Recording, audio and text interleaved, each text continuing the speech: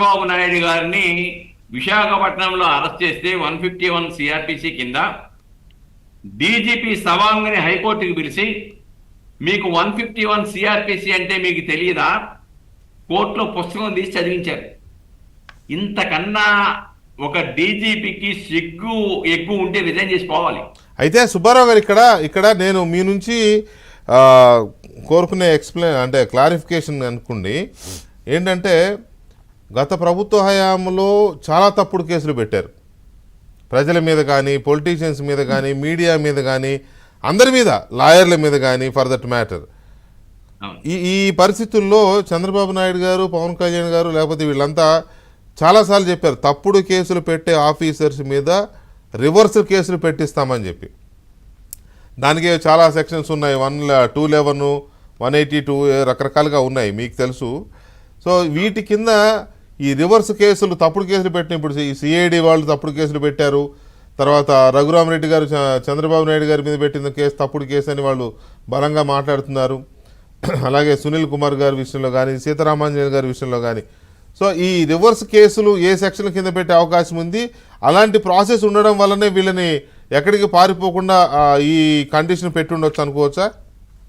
ఇక్కడ ఒకటండి వెంకటకృష్ణ గారు, విధి నిర్వహణ లోపానికి పాల్పడటం అనేది వాళ్ళ సర్వీస్ నిబంధనలకు కూడా విరుద్ధం. రెండోది, చట్ట వ్యతిరేకంగా తప్పుడు కేసులు పెట్టడం అనేది, తప్పుడు కేసుల ద్వారా పెట్టడం ద్వారా ప్రాథమిక సాక్ష్యాధారాలు లేకుండా తప్పుడు కేసుల్లో ఇరికించి ఎదుటి వ్యక్తులకి ఇబ్బంది కలిగించాలనే ప్రయత్నం చేయటం కూడా చట్ట ప్రకారం నేరమే. కాబట్టి ఇప్పుడు సెక్షన్స్ మారినాయి కాబట్టి ఐపీసీ దానికి గతంలో ఉపయోగపడుతుంది. ఎందుకంటే ఆనాడు జరిగింది కాబట్టి 1/7/2024 తర్వాత మాత్రమే కొత్త చట్టాలు అమల్లోకి వచ్చినాయి కాబట్టి ఇది పాత చట్టాల ప్రకారం రావాల్సిన అవసరం ఉంది. రెండోది, చంద్రబాబు నాయుడు గారిని అరెస్ట్ చేసినప్పుడు తీసుకోవాల్సిన గైడ్ లైన్స్ ఉన్నాయి.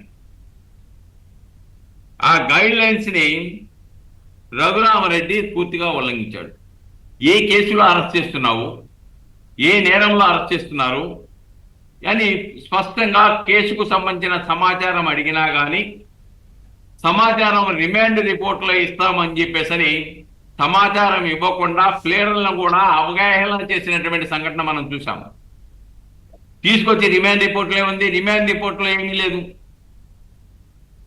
అలాగనే రిమాండ్ రిపోర్ట్లో తండ్రిని అరెస్ట్ చేశారు చంద్రబాబు నాయుడు గారిని అని చెప్పేసరి నారా లోకేష్ గారు తూర్పుగోదావరి జిల్లాలో నా తండ్రిని చూడటానికి అరెస్ట్ చేశారు కాబట్టి నేను వెళ్తాను అని అంటే, లేదు వెళ్ళటానికి వీలు లేదని రాజోల్లో నిర్బంధించిన ఘటన చూశాం.